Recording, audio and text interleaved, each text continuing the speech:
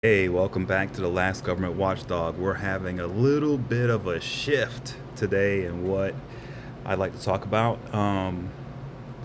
It touches a little bit on what's going on today politically, but it's really out in left field a little bit, which is where I like to be sometimes, some stuff. But before I get into that, let me just say this. Hurricane Milton didn't do much damage down in Broward County and Dade County, but we had some tornado deaths up in some counties up north from us, and looks like tremendous amount of flooding. So prayers to everybody uh, along the I-4 corridor, Sarasota County, Sarasota. Prayers to everybody there. Take care of yourselves. Yeah, this is tough. This is Florida though, and this is how we roll. So this is one of the reasons why we're a little bit strange on things because we go through stuff like this a lot, and it always seems a lot worse than it is. Not saying it's not bad. I mean, I went through Hurricane Andrew through the eye of the storm, so I know what these things are like. I know how bad it can be, but out of it comes a lot of camaraderie, a lot of community, uh, wellness. It's a cleansing thing. I mean, it's a hurricanes are in a lot of ways a good thing. Okay, so with that said, reparations. That's what I wanted to talk about today. I've written about it several times. It's something that I think is imperative for the United States of America to move forward in the future. It's needed. With that said, let me just say this two things. First of all, my plan for reparations that I've designed over the last few years is based on the idea that not a single penny of U.S. government money is put into it. So this is not a government money. This is not a government program. This is 100% private. 100% private sector, not a penny from Uncle Sam. So let me just say that first of all. Secondly, I'm coming at this issue from a strange place. So I am not the best messenger on this, I guess, because I am not some left wing person. I am not a Democrat. I've never been a registered Democrat. Maybe out of high school, I might have been a Democrat. I don't know. When I first initially registered to vote, I am not sure. I don't remember back then. It was in the 90s. But with that said, I'm not a Democrat. As a matter of fact, I spent the last 16 years uh, doing government watchdog work, and most of my work was focused on Democrats. So quite a few actually had to, face some issues with some things that I had uncovered over the years, and so I worked for a conservative think tank for a long time. So I'm coming at this on I'm speaking on this topic coming from my history being on the right, okay, politically. So so you're not going to hear this is not a solution, a government solution. It's not something coming from the left. And so yeah, I'm a weird messenger on this. But with that said, I think it's the answer, right? And I think it's the answer for many reasons, but the main thing is this is we claim as Americans that we pay our debts, that we do right when we've done wrong. Like that's what we claim is who we are at our essence, okay? And if that's true, then a lot of wrong has been done to a lot of people, and specifically, uh, we have as a nation done wrong to Black Americans, to descendants of slaves. The slavery itself was just, I mean, it's on the level of genocide.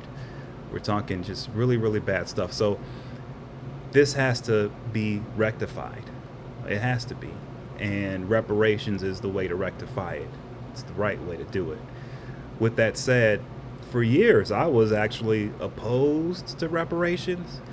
For this reason, I always thought, well, okay, so you help people out today by borrowing against the backs of their descendants tomorrow. Because I always thought, well, if it's government money, then that means the government has to borrow the money.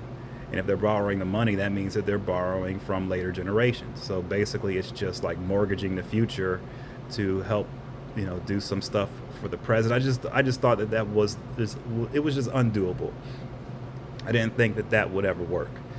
And so over the years, when I was doing a lot of investigative work, a lot of the stuff that I was looking at and where a lot of corruption can be found, being a watchdog guy, is where public meets private. So you have these public private partnerships. And when those things occur, if you have a political machine in place in places like New York City, a lot of corruption happens where the public money gets siphoned out through the private endeavor, right?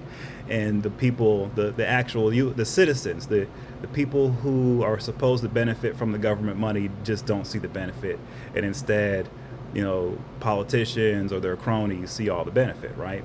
And so that's a hot spot, and it's a place where you just find a ton of corruption. And so I have looked in that sector a lot. I've looked at low income housing tax credits, LIHTCs.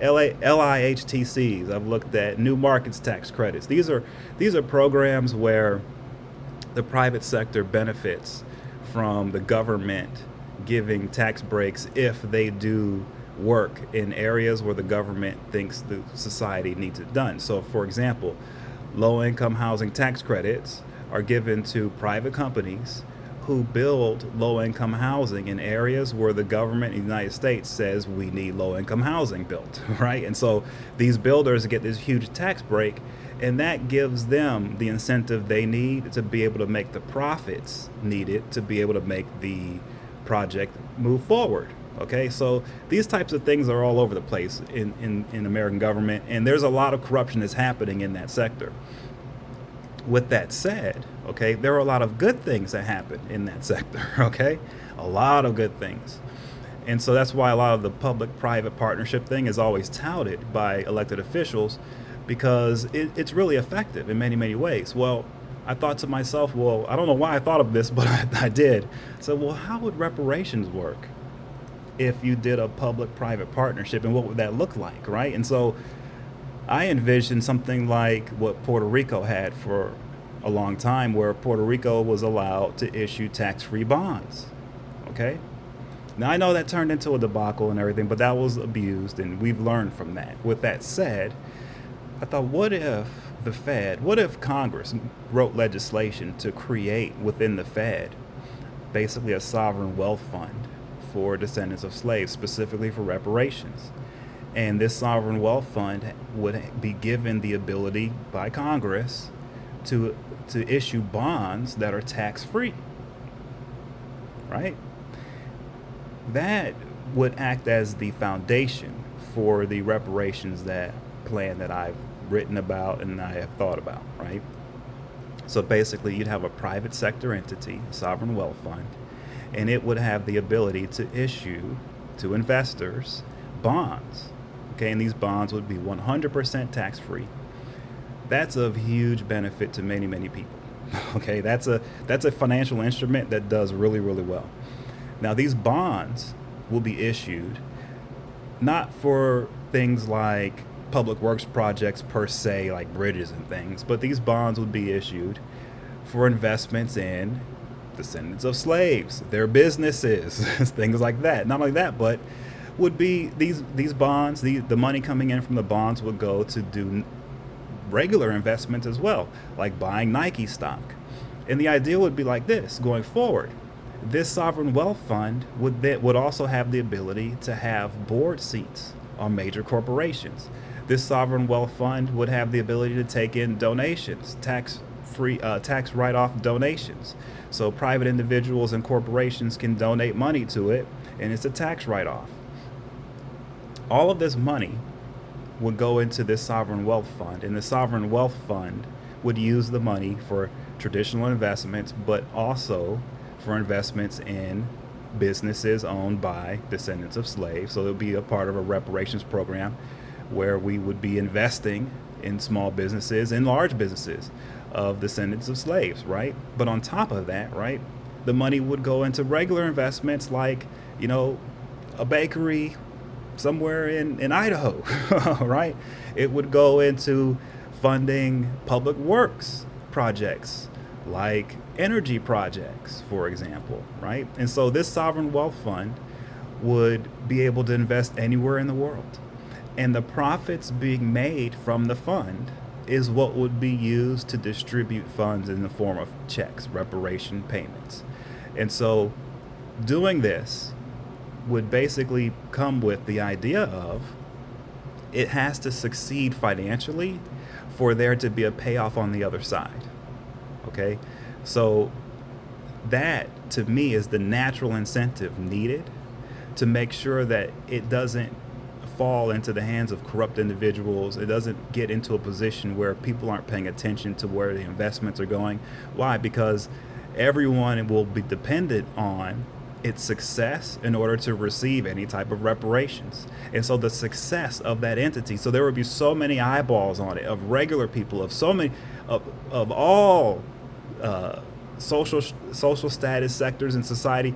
People of every race could just look at this thing and examine it, and reporters could examine it. Everyone could look at this thing, and you have a situation where you'd have a built-in accountability, I believe, right? On top of that, we're not talking about any government money at all. There's no government money going into this at all. Um, and so, yeah, so that's the basis of my idea of reparations. And it's coming from a background of someone who has been in the conservative movement for a long time. I kind of, left the movement because of this idea. I mean, I started having a problem because I ran into my former employer ran something on our site on reparations, basically saying that they were crap years ago. That was taken down, but the idea of reparations, I guess, kind of, that was the inspiration, I guess. And so years later, I finally came up with this idea.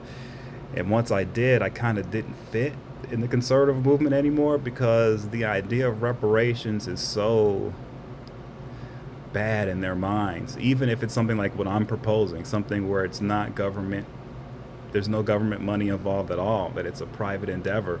Even that, as a matter of fact, it's kind of viewed as even worse, right? Because it's actually something that works and they understand, and they just fundamentally they don't feel that black Americans and descendants of slaves deserve anything. As a matter of fact, from their perspective, they feel like we owe them, right? They feel like we are lucky that we were their slaves.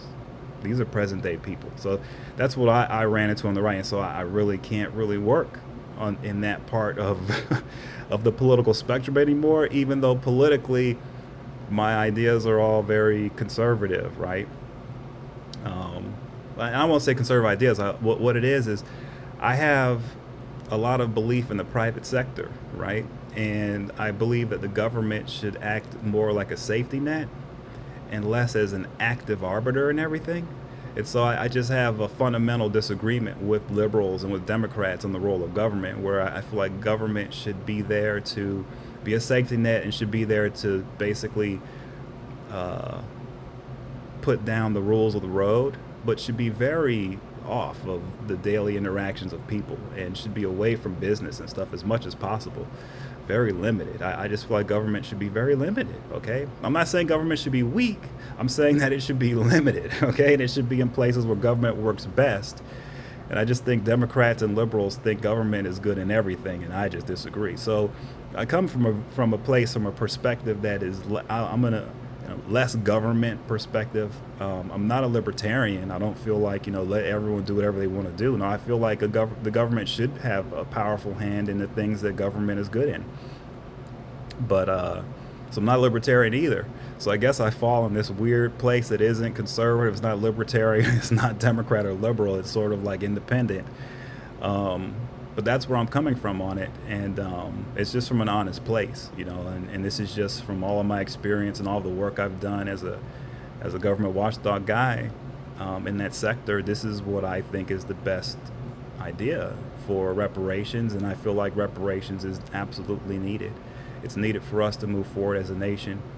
And I also have other ideas about this, how this can spread internationally and just do a lot of really good work in our own backyard in South America and the Caribbean and also in Africa.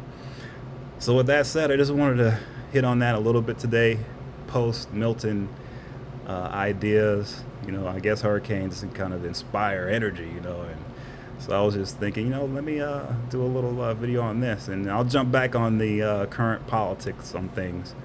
But definitely, reparations without one penny of government money, I'm all in on that. Hope you guys are too. We'll talk to you soon. Thomas Anderson. Take care. Bye.